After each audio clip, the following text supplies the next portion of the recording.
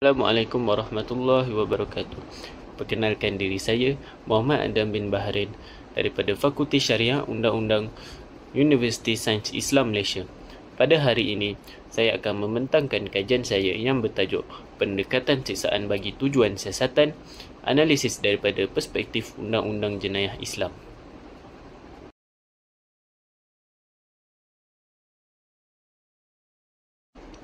Pada peringkat awal, kita difahami bahawa proses penyiasatan jenayah sebenarnya memainkan peranan yang sangat penting dalam sistem keadilan. Tujuannya adalah untuk mencari kebenaran dan mengenal pasti siapa yang benar-benar bertanggungjawab terhadap sesuatu kesalahan. Namun begitu, dalam pelaksanaannya, wujud realitinya agak membimbangkan. Terdapat segelintir pihak yang menyalahgunakan kuasa siasatan ini dengan menggunakan kekerasan, sama ada dalam bentuk penyiksaan fizikal maupun tekanan mental semata-mata untuk mendapatkan pengakuan daripada suspek. Keadaan ini bukan sahaja menyalahi prinsip keadilan, tetapi juga bercanggah dengan nilai-nilai kemanusiaan dan juga ajaran Islam yang menolak sebarang bentuk kezaliman. Laporan di peringkat tempatan menunjukkan berlakunya penyiksaan semasa siasatan yang mencetuskan persoalan mengenai kesahihan dan hukum perbuatan tersebut dari perspektif Islam. Oleh itu, kajian ini dijalankan bagi menilai larangan penyiksaan, memahami pandangan ulama dan dalil syarak serta mengemukakan cadangan alternatif siasatan yang adil tanpa melanggar prinsip syariah. Pertama sekali, kita perlu memahami maksud penyiksaan. Dari sudut bahasa, penyiksaan bermaksud perbuatan yang menyebabkan kesakitan atau penderitaan terhadap seseorang. Manakala dari sudut istilah, ia merujuk kepada apa jua tindakan yang menyebabkan kesakitan fizikal atau psikologi terhadap seseorang bagi tujuan memaksa pengakuan, mendapatkan maklumat atau menghukumnya. Dalam konteks Islam, penyiksaan adalah satu bentuk kezaliman yang jelas bertentangan dengan prinsip rahmah keadilan dan pemeliharaan maruah manusia yang digariskan oleh syariah. Seterusnya, penyiksaan boleh dibahagikan kepada beberapa bentuk utama. Yang pertama ialah penyiksaan fizikal, seperti dipukul, ditendang, diberi kejutan elektrik atau dinafikan hak untuk tidur dan makan. Dan yang kedua ialah penyiksaan psikologi yang merangkumi ancaman, penghinaan, tekanan emosi atau ugutan terhadap diri dan keluarga. Selain itu, terdapat juga bentuk penyiksaan tidak langsung, seperti penahanan tanpa sebab yang sah atau soal siasat yang terlalu panjang dan meletihkan. Kesemua bentuk ini menjejaskan maruah serta hak asasi manusia dan menurut Islam ia adalah dilarang sama sekali. Bagi objektif kajian pula, terdapat 4 objektif yang saya gariskan dalam kajian saya. Yang pertama adalah menganalisis pendirian syariah terhadap penyiksaan semasa siasatan. Objektif ini bertujuan untuk mengenal pasti dengan jelas bagaimana syariah Islam menilai dan menghukum perbuatan penyiksaan yang dilakukan bagi tujuan siasatan. Melalui kajian terhadap dalil Quran, hadis dan pandangan fuqaha, kita dapat memahami bahawa penyiksaan sama ada dalam bentuk fizikal maupun mental tidak pernah diiktiraf oleh syarak sebagai alat untuk mendapatkan pengakuan atau maklumat. Islam sangat menekankan keadilan dan larangan kezaliman, seperti dalam firman Allah Subhanahu Wa Taala dalam surah Ali Imran ayat 57, iaitu sesungguhnya Allah tidak menyukai orang-orang yang zalim. Justru objektif pertama ini sangat penting untuk menunjukkan bahawa Islam menolak segala bentuk paksaan atau kekerasan dalam siasatan walaupun bertujuan untuk menegakkan keadilan. Yang kedua pula adalah menilai dalil-dalil syarak yang berkaitan dengan larangan atau sekatan terhadap penyiksaan dalam pelaksanaan undang-undang. Ini bermaksud ianya memberi tumpuan kepada analisis dalil-dalil khususnya daripada Al-Quran dan hadis yang melarang penyiksaan. Antaranya hadis Nabi SAW, sesungguhnya Allah menyeksa mereka yang menyeksa manusia di dunia. Dalil ini menunjukkan bahawa penyiksaan adalah perbuatan yang jelas haram dan dikeji. Melalui objektif ini, kajian menilai bagaimana prinsip-prinsip fiqh dan maqasid syariah seperti hifzun nafs menjadi hujah yang kukuh dalam menolak sebarang bentuk penyiksaan dalam konteks undang-undang dan siasatan jenayah. Bagi objektif ketiga pula adalah mengenal pasti prinsip keadilan dan hak asasi manusia menurut Islam dalam proses siasatan jenayah. Objektif ini berperanan untuk menegaskan bahawa hak manusia sebenarnya telah diiktiraf dalam Islam jauh sebelum munculnya undang-undang antarabangsa moden. Antara prinsip utamanya adalah tiada hukuman tanpa bukti yang sahih, pengakuan mestilah datang daripada kehendak bebas, bukan hasil paksaan, dan setiap individu berhak mendapat layanan yang adil semasa siasatan. Islam memandang maruah manusia sebagai sesuatu yang suci dan mesti dipelihara. Sebagaimana firman Allah Subhanahu Wa Taala dalam surah Al-Isra ayat 70, iaitu dan sesungguhnya kami telah memuliakan anak Adam. Oleh itu, penyiksaan bagi tujuan siasatan jelas bertentangan dengan prinsip keadilan Islam dan menafikan nilai kemuliaan manusia yang dijunjung tinggi dalam syariah. Seterusnya, bagi objektif yang terakhir pula adalah mencadangkan panduan dan alternatif syar'i untuk menjalankan siasatan tanpa melanggar hak asasi individu.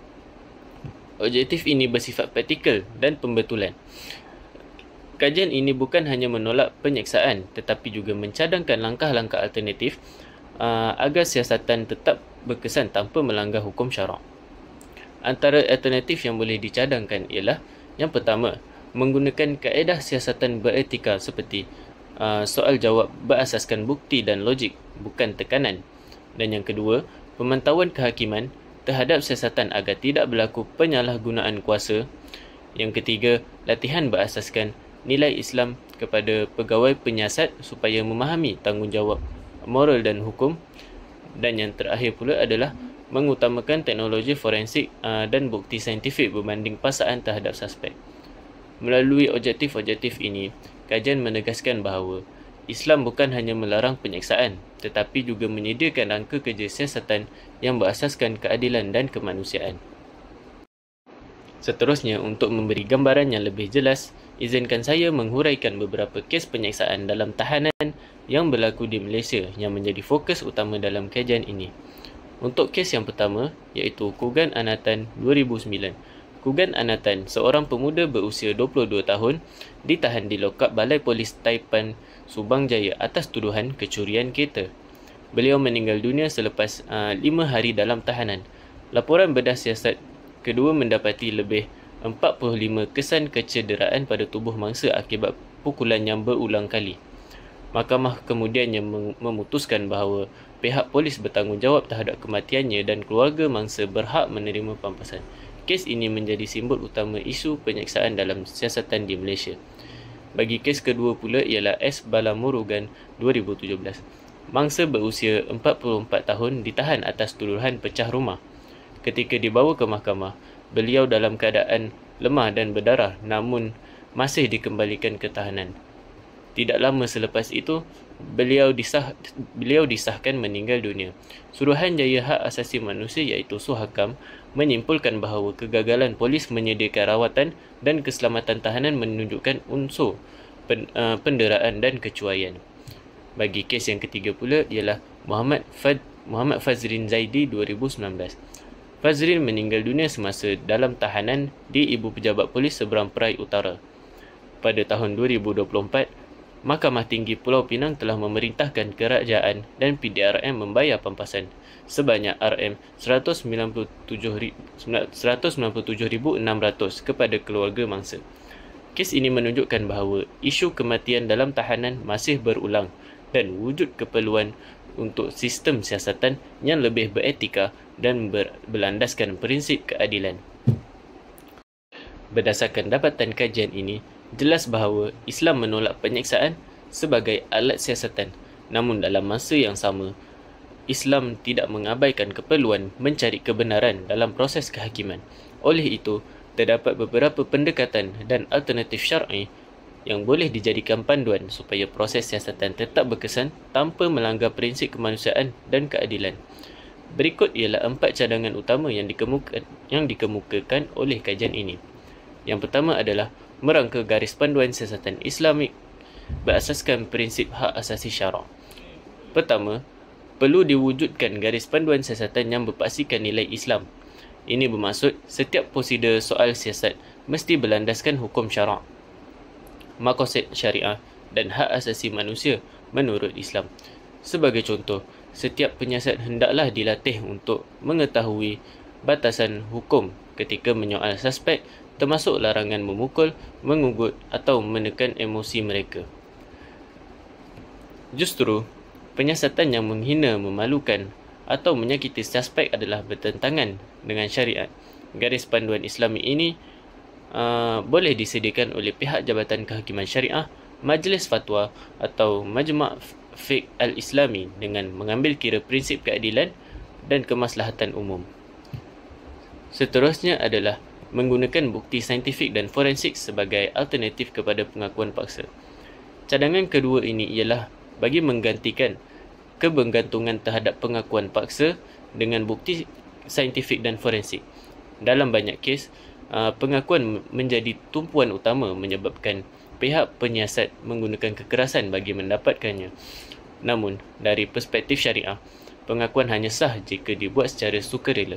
Oleh itu, penggunaan forensik moden seperti DNA, cap jari, analisis digital rakaman kamera dan data telefon perlu diperluaskan. Hal ini selaras dengan prinsip Islam yang menggalakkan penggunaan bukti dan saksi yang adil bagi membuktikan kes, bukan paksaan. Dengan adanya bukti saintifik ini, siasatan dapat dijalankan secara profesional tanpa perlu menzalimi individu yang disyaki. Bagi cadangan yang ketiga pula ialah meningkatkan latihan etika Islamik bagi pegawai penyiasat.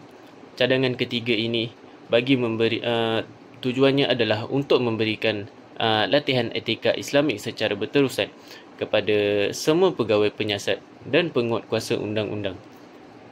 Latihan ini bukan sekadar untuk menambah kemahiran teknikal, tetapi juga menanam nilai akhlak dan amanah seperti yang dituntut dalam Islam. Pegawai yang memahami nilai amanah dan keadilan ini akan lebih berhati-hati agar tidak bertindak melampaui batas, tidak menzalimi suspek dan tidak menggunakan kekerasan untuk mendapatkan sebarang maklumat. Selain itu, latihan ini boleh digabungkan dengan pengenalan kepada prinsip maqasid syariah supaya setiap tindakan penyiasat dinilai dari sudut maslahah dan mafsadah. Dengan ini, pegawai penyiasat bukan sahaja berdisiplin secara undang-undang tetapi juga berakhlak secara rohani. Dan yang terakhir pula adalah menubuhkan badan pemantau bebas bagi menjamin hak yang tertuduh. Cadangan keempat ialah mewujudkan badan pemantau bebas untuk memantau proses siasatan dan memastikan hak-hak tertuduh tidak dicabuli. Badan ini berfungsi sebagai pihak ketiga yang neutral yang akan menilai aduan, memantau rakaman soal siasat dan memastikan setiap tahanan mendapat layanan yang berperi kemanusiaan. Konsep ini sejajar dengan prinsip Hizbah dalam Islam, iaitu institusi yang berperanan menegakkan kebaikan dan mencegah kemungkaran dalam pentadbiran. Melalui badan ini, jika terdapat aduan tentang penyeksaan, siasatan dalaman boleh dilakukan dengan cepat dan telus. Ia juga dapat meningkatkan accountability dan integriti institusi penguatkuasaan sekaligus memperkukuh kepercayaan masyarakat terhadap sistem undang-undang Islam. Bagi kesimpulan pula, kajian ini menegaskan bahawa Islam adalah agama yang adil, bukan kekerasan. Dalam Undang-Undang Jenayah Islam, keadilan bukan sahaja diberikan kepada mangsa, tetapi juga kepada tertuduh. Segala bentuk penyeksaan, walaupun bertujuan untuk mempercepatkan siasatan atau mendapatkan maklumat, tetap tidak dibenarkan kerana ia mencemarkan maruah manusia, menafikan hak asasi dan menyeleweng daripada prinsip maqasid syariah. Syariah Islam menetapkan bahawa tujuan utama undang-undang bukanlah menghukum, tetapi membetulkan, mendidik dan menegakkan kebenaran dengan cara yang beretika. Oleh itu, penggunaan seksaan hanya akan mengundang kezaliman dan merosakkan kredibiliti sistem keadilan itu sendiri. Sebaliknya, Islam menawarkan pendekatan yang berasaskan kasih sayang, keinsafan dan keadilan sebenar. Pendekatan ini memberi ruang kepada penyiasatan yang profesional, menggunakan bukti yang sahih dan objektif tanpa perlu menyentuh maruah atau tubuh seseorang. Akhir sekali, kajian ini menyeru agar semua pihak, terutama penguatkuasa dan institusi kehakiman, mengambil pendekatan siasatan berasaskan nilai Islam, iaitu dengan menolak kekerasan, mengamalkan keadilan dan menegakkan hak manusia sebagaimana yang dituntut oleh Allah dan Rasul-Nya. Dengan itu, sistem Islam akan terus menjadi contoh unggul bagi dunia, bukan sahaja dalam menegakkan undang-undang tetapi juga dalam menjunjung nilai kemanusiaan dan rahmat sejagat. Wabillahi taufiq wal hidayah. Wassalamualaikum warahmatullahi wabarakatuh.